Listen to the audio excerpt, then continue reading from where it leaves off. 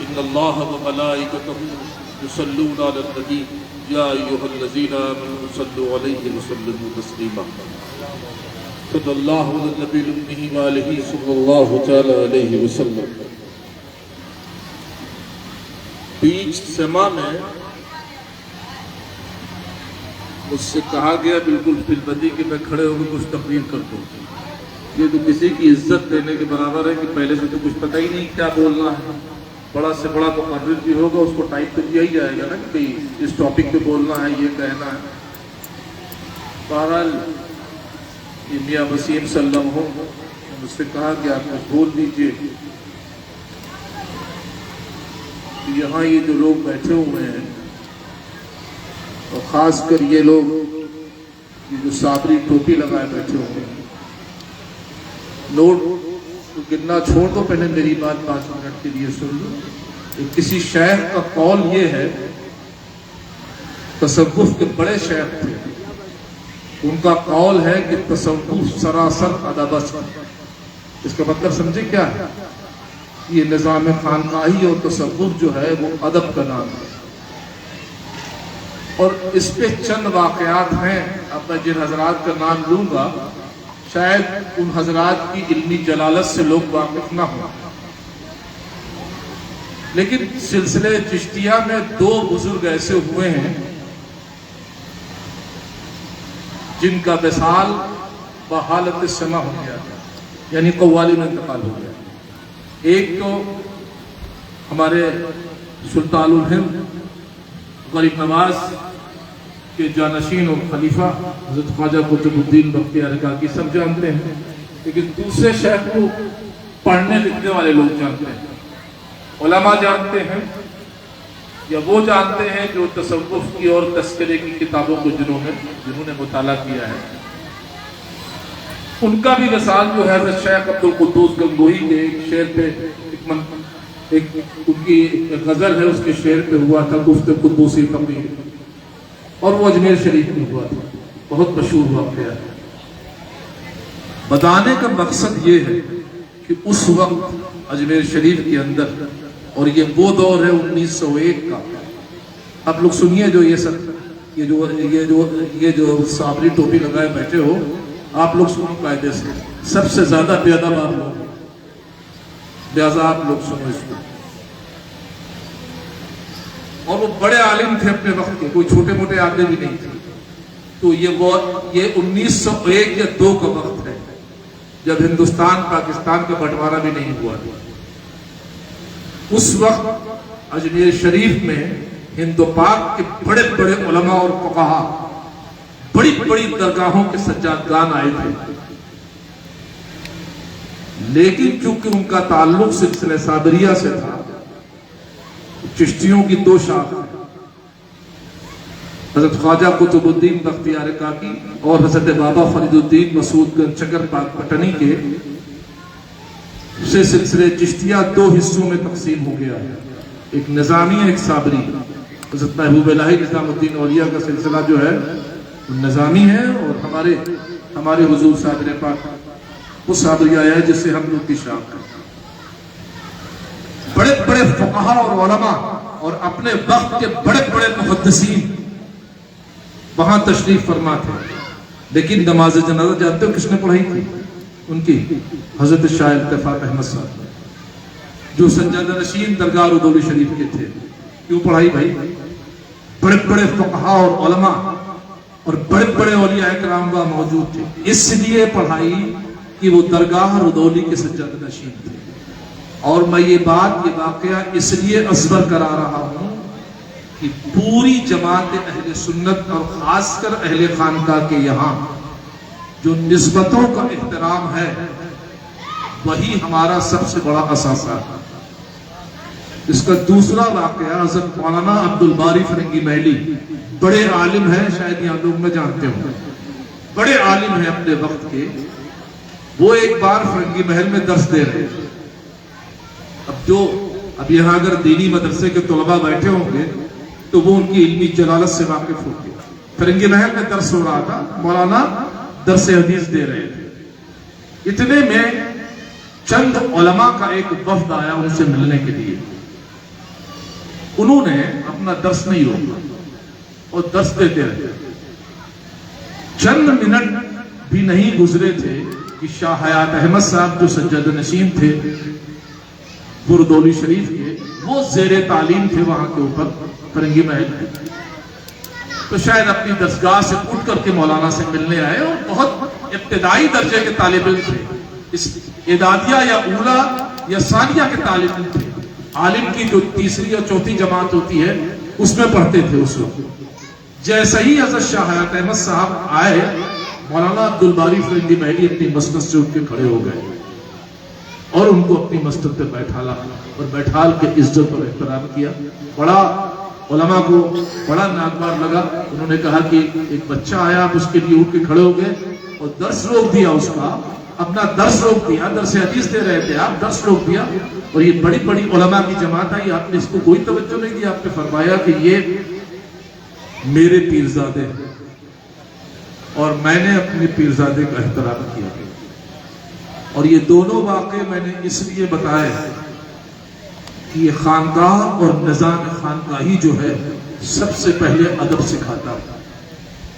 جب بھی کسی بڑی، میں اپنے لیے کوئی بات نہیں کر رہا ہوں، جب بھی کسی بڑی درگاہ کا صاحب سجادہ کسی بھی محفل میں بیٹھا ہو، اور میں تم کو ایک مثال پیش کروں، رودولی شریف کے عرس میں کلیر کا سجادہ آتا ہے. اگر شجرہ پڑھا ہے سلسلہ صابریہ کا، تو جو کلیر کا صاحب سجادہ ہے وہ اولاد کس کی ہے؟ شیخ عبدالقدوس گنگوہی. اور شیخ عبدالقدوس گنگوہی جو ہے وہ خلیفہ کس کے ہیں؟ شیخ محمد. اور شیخ محمد کس کے خلیفہ ہیں؟ شیخ عارف کے. اور شیخ عارف کس کے خلیفہ ہیں؟ شیخ عبدالحق دولتی، جو میرے جد امجد ہوتے ہیں ان کے. تین پشت اوپر کا پیرزادہ کون ہے؟ جو رودولی کا سجادہ ہے.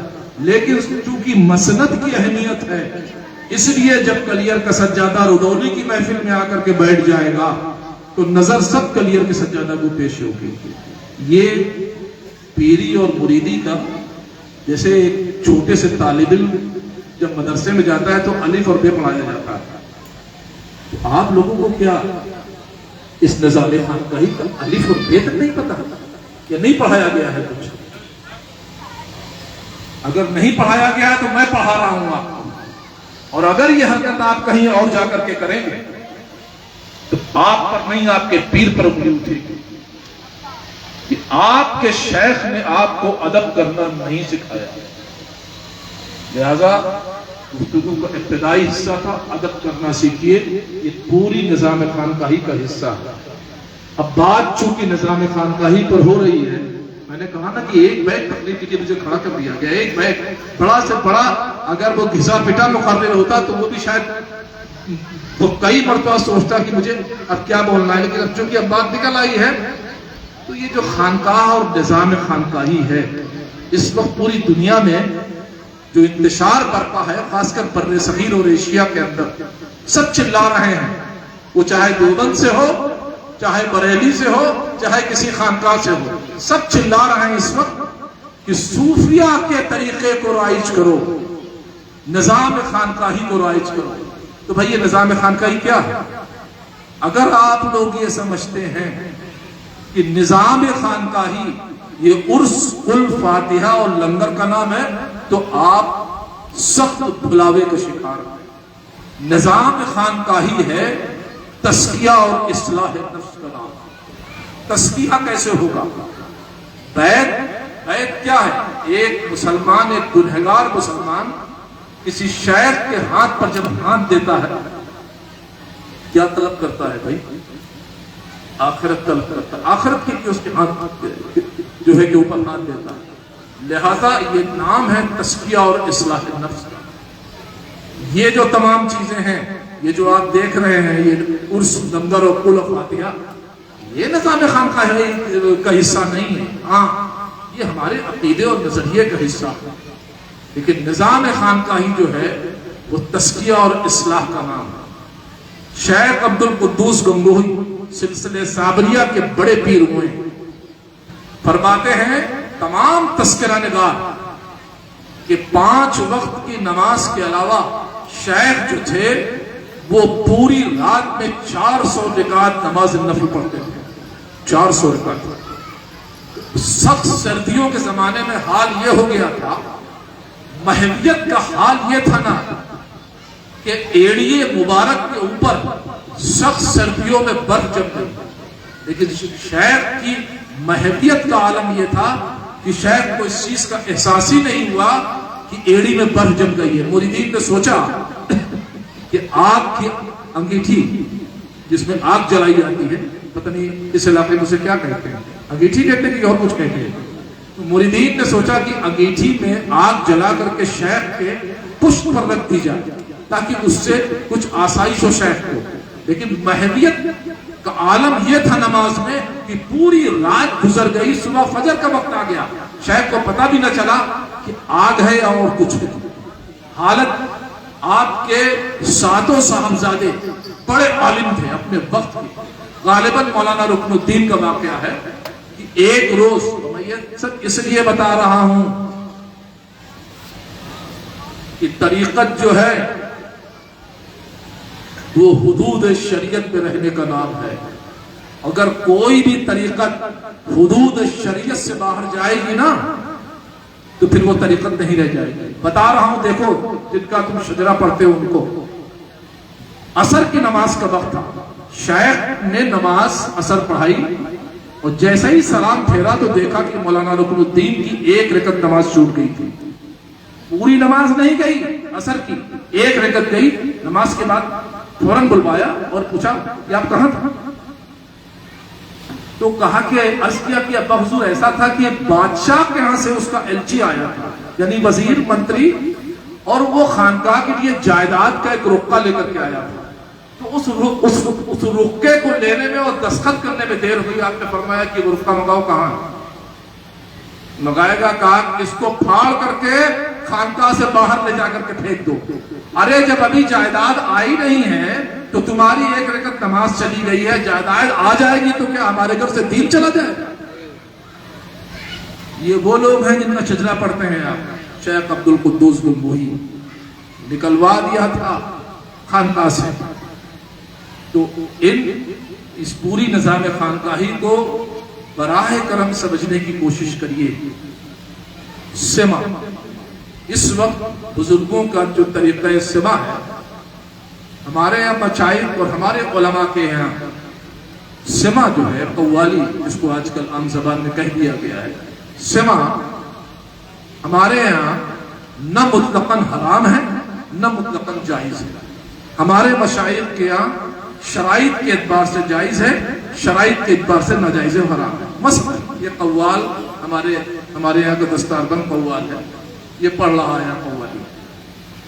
अब ये मारिफत के कलाम इसमें कई पढ़े। अगर खुदा न खास्ता यही महफिल है, यही लोग बैठे हैं, यहां पर ये फिल्मी गाने और फहश गाना पढ़ना शुरू करें, फौरन हराम हो जाए। देखिए जैसे ही जो है वो नवैयत बदली। अभी तक नवैयत ये थी कि अल्लाह और ऐसे कलाम पढ़े जा रहे थे जिससे अल्लाह और रसूल की मोहब्बत दिल में उजागर हो रही थी, वहां तक जायज है। जैसे ही उस हुदूद से बाहर गया जायज व हराम हो गया। दूसरी चीज ये है कि ये सिमा में जो इंतहाई ओछी हरकत शुरू हुई है, और ये सब बहुत सी गंदगियां हमारे यहाँ पाकिस्तान से माइग्रेट होकर आई हैं। माइग्रेट होना समझते हैं ना, कहीं से कोई चीज मुंतकिल होकर के आए। बहुत सी गंदगियां हमारे यहाँ पाकिस्तान से माइग्रेट होकर के आई हैं। क्या? नोट लुटाना, नोट फेंकना। हमारे यहाँ रुदौली शरीफ में अगर एक भी शख्स कोई नोट लुटा दे ना, उसी वक्त महफिल से बाहर कर दिया जाएगा। ये क्या तरीका है? ये क्या बदतमीजी है? ये क्या ऊंची हरकत है? शेख अगर बैठा है, तुम्हारा शेख या उससे बड़ा शेख कोई आकर के बैठा है, उसकी बारगाह में जाओ, अदब से नजर पेश करो उसको। ये तरीका है भाई खानकाह का।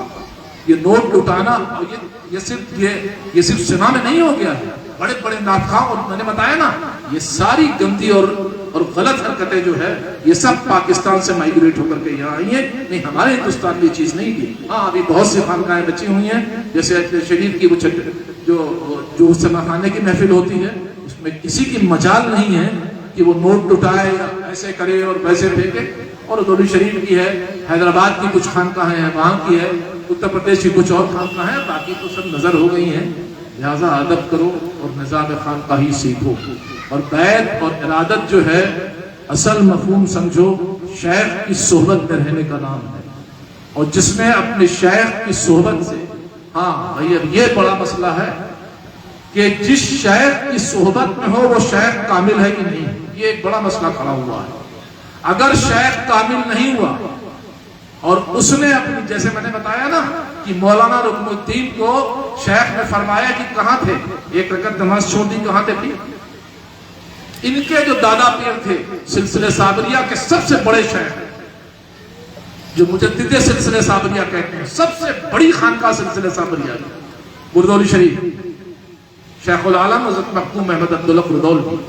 ایک شخص بار بار آتا تھا ان کے پاس، غالباً مخلص شاہ صاحب، کوئی توجہ نہیں فرمائی. 6 مہینہ بیت گیا، انہوں نے دل میں سوچا کہ اتنے بڑے شیخ ہیں، میں بار بار آ رہا ہوں، کوئی توجہ نہیں فرماتے. کشف کے ذریعے پتہ چل گیا، بلایا کہ یہاں، کہا کہ ایک گلاس میں پانی لایا، اس میں مٹی اٹھائی اور چھوڑ دی. وہ کنکری لے آئے اور کنکری کو پانی میں ڈال دیا اور فرمایا کہ اس کو نکالو. تو انہوں نے وہ کنکری نکال کے ان کے ہاتھ میں دی شیخ کے. پھر تھوڑی دیر بعد اسی پانی میں مٹی ڈال دی، کہا اس کو نکالو. کہ حضرت یہ کیسے نکلے گی، یہ تو مٹی پانی میں مل گئی. تو آپ نے فرمایا بس اگر تم اپنی ذات کو اللہ تبارک و تعالیٰ کی ذات میں اس صورت ملا لو تب تو اس لائن میں رہنا، ورنہ اس لائن کو چھوڑ دینا. یہ معیار آپ نہیں کر سکتے، میں بتا رہا ہوں. آپ کیا ہم لوگوں کے بس کی چیز نہیں ہے. آپ کے بس کی چیز کیا ہے؟ شریعت، اصول شریعت کی پابندی کیجیے. اس سما کے بارے میں شیخ عبد القدوس گنگوہی نے لکھا ہے کہ جو شخص رات بھر سما سنے اور صبح فجر کی نماز قضا کرے، ایسے شخص نے رات بھر حرام کاری کی. اتنا سخت قول سلسلہ چشتیہ کے مشائخ کا ہے. سلسلہ چشتیہ کے مشائخ، قادریہ، نقشبندیہ اور سوربندیہ، تمام سلاسل کے مشائخ کے یہاں پابند شریعت کے دامن کو بہت سختی سے پکڑو. اگر شریعت کے، اور ایسے شیخ کی تلاش کرو جو شیخ پابند شریعت ہو. اگر شیخ پابند شریعت اور پابند سنت نہیں ہے تو مرید کو کیا بنائے گا بھائی خواہ. لہذا پابند شریعت اور پابند سنت رہو اور ادب کرنا سیکھو. یہی نظام خانقاہی ہے. اگر پابند شریعت اور پابند سنت نہیں رہو گے، شیخ کے بتائے ہوئے ارشادات پر عمل نہیں کرو گے. دیکھو خانقاہ جو ہے نا ایک ہاسپٹل کا نام ہے. بیمار آدمی 2 قسم سے ہوتا ہے، جسم سے اور روح سے. دو طریقے کی بیماری ہوتی ہے انسان کے پاس. جسم کی بیماری ہوئی، پیر ٹوٹ گیا، جیسے دن کا ہو گیا پیر فریکچر ہمارے وسیم میاں کا، ظاہر ہے کہ اس کے بعد ڈاکٹر کے پاس جائیں گے، کسی پیر صاحب کے پاس نہیں آئیں گے، ڈاکٹر کے پاس جائیں گے، ایک آرتھوپیڈک سرجن کے پاس جائیں گے، وہ ان کو پلاسٹر باندھ دے گا. مجھے کچھ ہو جائے، مولانا کو کچھ ہو جائے، آپ کو کچھ ہو جائے، ڈاکٹر کے پاس جائیے گا اور ڈاکٹر جو نسخہ تجویز کرے گا اس پر عمل کیجیے گا نا، تبھی تو فائدہ پہنچے گا. یہ جسم کی بیماری کا علاج ہے. خانقاہ روح کی بیماری کا علاج کرتی ہے. مقصد خانقاہ سمجھ لو کیا ہے. خانقاہ کس چیز کا علاج کرتی ہے؟ روح کی بیماری کا. اسی روح کی بیماری کا علاج کرنے کی وجہ سے، اسی روح کو تقویت دینے کی بنیاد پر آپ دیکھتے ہوں گے کہ اولیاء کرام جو بظاہر بڑے نحیف اور کمزور ہیں اور 1,000 کلومیٹر پہ بیٹھ کر کے وہ تصرف کر رہے ہیں اور اپنے وصال کے بعد اس سے زیادہ تصرف کر رہے ہیں. یہ کس چیز کا ہے؟ روح بلند مقام پر پہنچ گئی. تو روح کا علاج کون کرتا ہے؟ روح کا ڈاکٹر کون ہے بھائی؟ روح بیمار پڑے گی تو کہاں جائیں گے؟ اگر روح بیمار پڑی تو جانتے ہو تب شیخ کی خدمت میں حاضر ہوں گے، تب اس کے ہاتھ پر ہاتھ دیں گے، تب توبہ کریں گے. اور پھر وہ جب بتائے گا کہ دیکھو اب تم نماز نہ چھوڑنا. ہمارے سلسلے کے ایک بڑے شیخ ہوئے ہیں حضرت قبلہ شاہ حاجی امداد اللہ صاحب مہاجری مکی، سلسلے چشتیہ کے بڑے شیخ، بہت بڑے شیخ. میں اس صدی میں اس 150-200 سال کے اندر جس ذات سے سب سے زیادہ متاثر رہا ان میں حضرت حاجی امداد اللہ مہاجری مکی کی ذات اول صفحے پہ. وہ اپنے مریدین سے کہتے تھے، جب کوئی ان سے بڑے بڑے علماء ان کے مرید تھے، उस वक्त 100, 125, 150 साल पहले के हिंदुस्तान के तकरीबन सारे उलमा उनके मुरीद थे, सारे उलमा। वो अपने एक आम मुरीद से जानते हो क्या कहते थे? जब उनसे कोई आता था बैठ होने कि देखो भैया तुम मुझसे 2 वादा करो, और अगर ये न कर सका, अगर ये न कर सकना तो अब इस लाइन को छोड़ देना, आना नहीं इस लाइन में। पहली बात तो ये कि तुम 5 वक्त की नमाज नहीं तर्क करोगे, नंबर 1 वादा। नंबर 2 कि जब तुम सुबह से शाम तक अपने काम धाम से फुर्सत पा जाओ तो मस्जिद के एक कोने में बैठ के अल्लाह अल्लाह जरूर करना, और अगर इतना नहीं कर सकते तो इस लाइन को छोड़ दो, इस लाइन से कुछ हासिल नहीं होने वाला। आपको भी समझा रहा हूं कि अगर इतना नहीं कर सकते इस लाइन को छोड़ दीजिए, इस लाइन से कुछ हासिल होने वाला नहीं। तो आखिर दावाना अनिल हम्दुलिल्लाहि रब्बिल आलमीन।